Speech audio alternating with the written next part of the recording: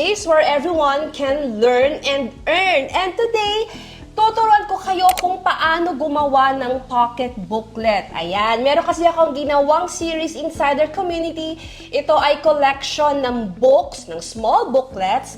Ayan, so this is all about the names of God. So we have mga moms in our communities na wala pang heavy-duty equipments, no? Wala pa silang pambili ng mga binding machines.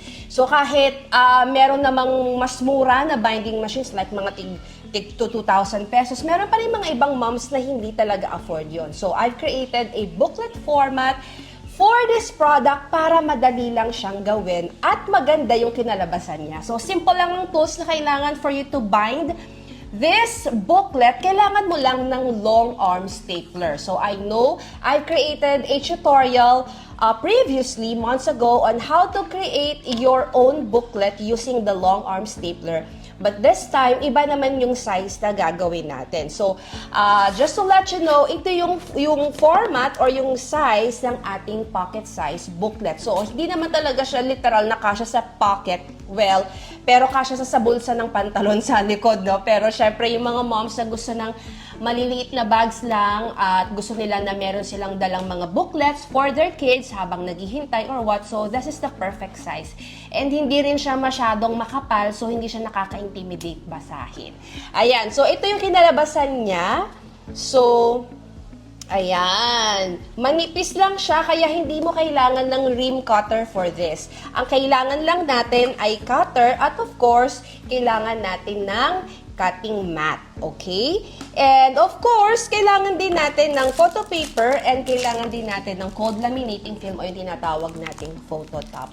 So, for the content ng ating booklet, kailangan din natin ng bond paper for that. So, I'm using paper 1 na 100 GSM. I prefer this kasi hindi bumabakat yung printout sa kabilang page. Ayan, kaya ko yan nagustuhan. And again, this is so easy to create. Hindi mo rin kailangan ng laminating machine kahit meron tayong laminating film. So, pwede mo tong manual na i-apply using a scraper that I bought from Be Happy. Ayan. So, simulan na natin ang easy project na to. And this is this booklet that I'm telling you. So, it has 4 volumes. No? So, a total of 16 booklets about the names of God. So, exclusive yung commercial license inside the community. So, binibenta ko to inside the community. But don't worry kasi bibigyan ko kayo ng patikim. Okay? So, bibigyan ko kayo ng isang booklet para mapag-practicean nyo. And of course, pwede nyo rin siyang ibenta. But just in case nabitin kayo, ayan, so, pwede nyo i-avail ang commercial license nito or ang product na to in my e-commerce shop. So, simulan na natin ang paggawa ng ating pocket booklets. I have here my booklet format ng Jehovah Ori. Gumamit ako ng app na ang pangalan ay Create Booklet.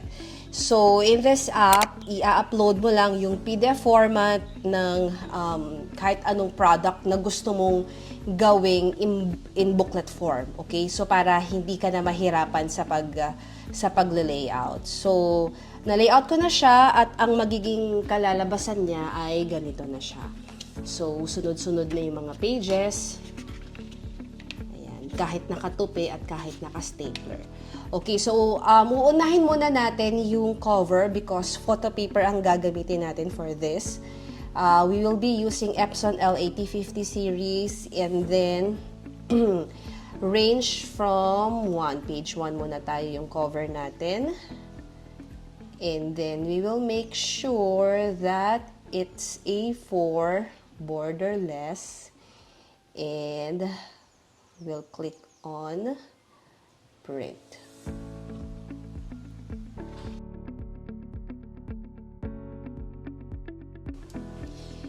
Here's our printout. Wow, ang ganda niya, 'di ba? So this is pigment ink, no, itong printer na to. So ang gagawin natin ngayon, babaliktarin naman natin 'to.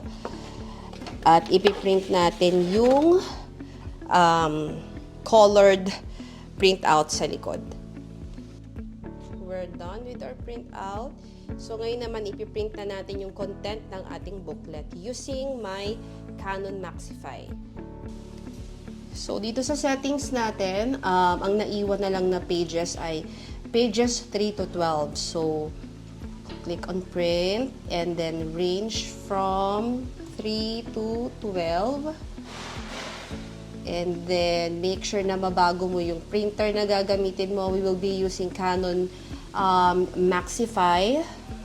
And paper is hindi photo paper, plain paper lang. And make sure na matagal mo yung double-sided printing. So, ito ay feature ng Canon Maxify. Most of the printers, walang ganitong feature. Ito yung tinatawag nating auto-duplex. So, if just in case your printer doesn't have this feature, it's okay.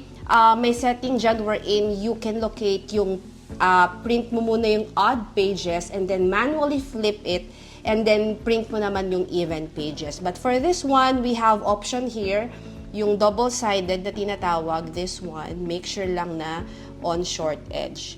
And then paper size is A4 of course. And I'll be using yung tray 2 for this. So A4 paper yung nakalagay doon. So we're done and we'll click on print.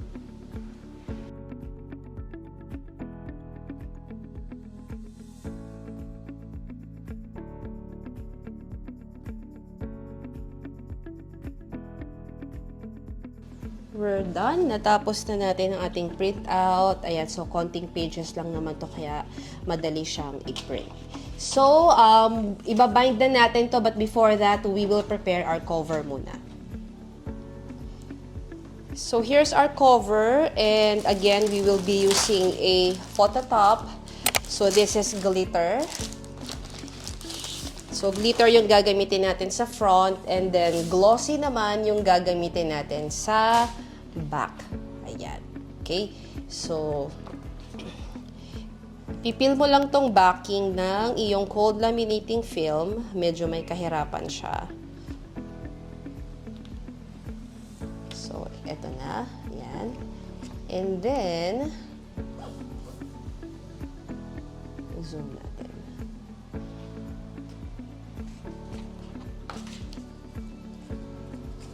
Gamit tayo ng big scraper for this as we apply para wala tayong bubbles. So, lalagay mo lang yan dito sa taas and flip the page. Use a scraper. Hawakan mo yung backing ng iyong photo top and then push hanggang sa ma-apply mo na ang iyong cold laminating film. Ayan. So, we will flip it and we'll do the same thing for the back cover.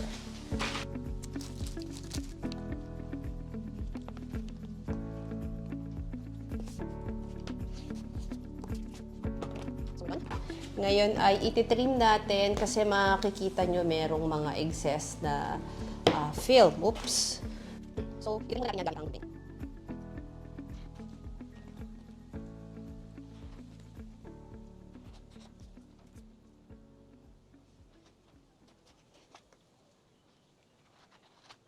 So, gagamit na tayo ng long arm stapler.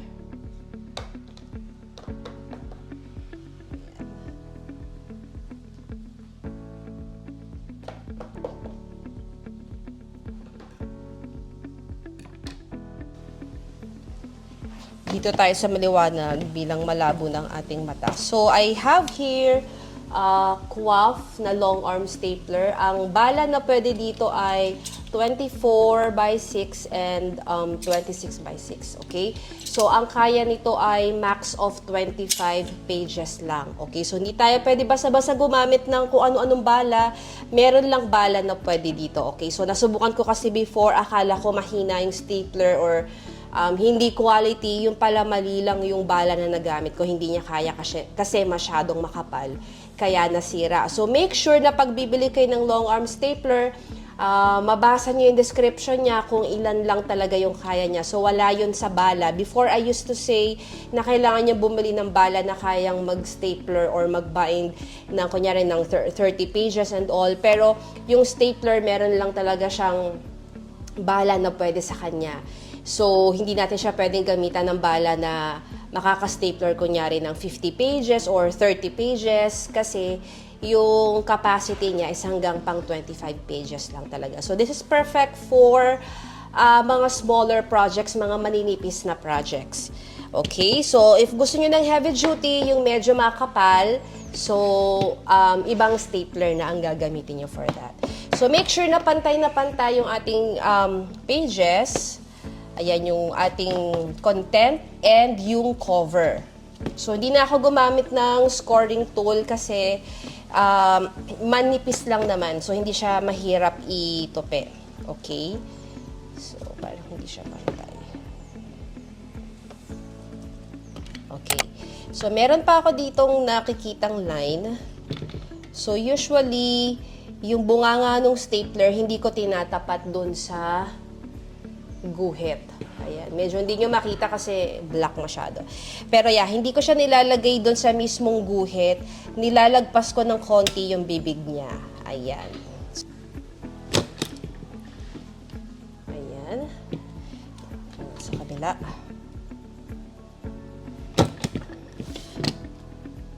Ayan. So, saktong-sakto lang yung stapler. Ngayon na, itutupi na natin siya. This. Don't worry kung hindi siya pantay. Makikita nyo na hindi pantay yung pages. Okay lang kasi ititrim pa natin yan gamit ang metal ruler and cutter.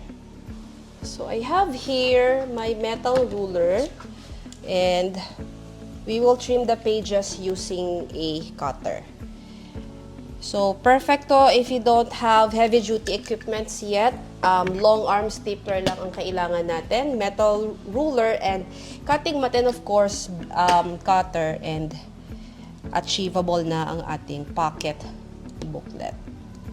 So, ang ginagawa ko para hindi siya, hindi crooked, no, yung ating pages, dahan-dahan lang at paulit-ulit ang hagod ng ating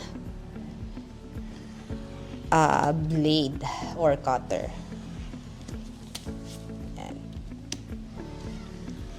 Maganda sa project na to, short read lang siya, so hindi mahaba, so hindi makapal yung pages, madali siyang i-trim.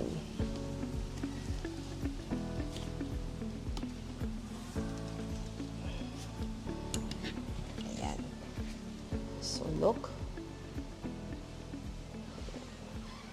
So, ngayon, dito naman tayo sa... Pwedeng wag na nating i-cut yung side, pero if you want na naka-cut, pwede rin naman. So, ililipat ko dito sa kabila para mas makita nyo. So, dito tayo sa kabilang side. Konting-konting trim lang kasi pantay na siya.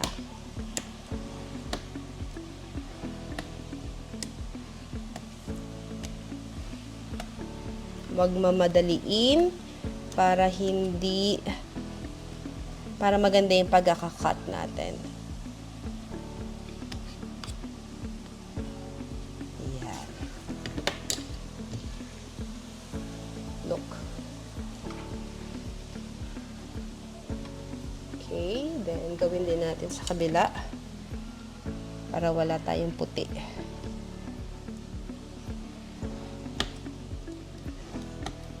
So, you see, blade lang, I mean, cutter lang and metal ruler. This is really achievable.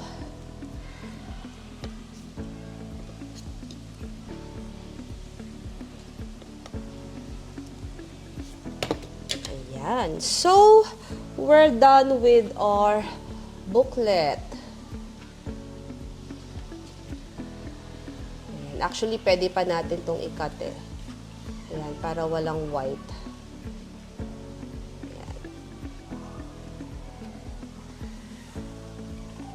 Ayan, our booklet. And I have here yung mga iba pang mga volume sa collection na ito. Ayan. So that's our Jehovah Ori booklet.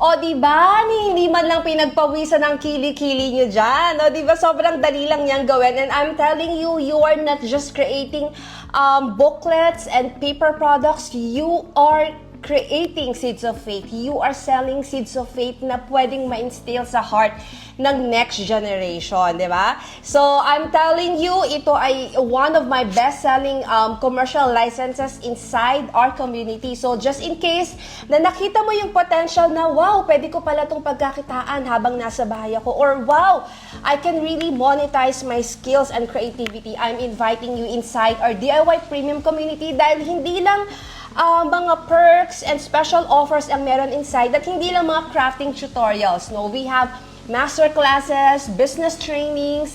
We also have mga special offers like we have the Bibong Pinay AI Power Team because we know that AI is really a technology right now na pwede mo talagang i-leverage. So, I want to encourage yung mga moms right now that they can really scale and thrive with the use of AI. Ayan. So, lahat yan meron inside our DIY Premium community at no extra cost. So, if just in case gusto mong magkaroon ng side hustle na talaga namang you can still be present with your kids, again, I'm inviting you inside our DIY Premium community. And again, ilalagay ko lahat ng mga materials and tools na ginamit natin and even yung link ng e-commerce store wherein you can find this The God of My Little Things booklet. And of course, yung link din natin on how to join our premium community. So, I can't wait to see you on our next tutorial. Bye mga Bibong Pinay!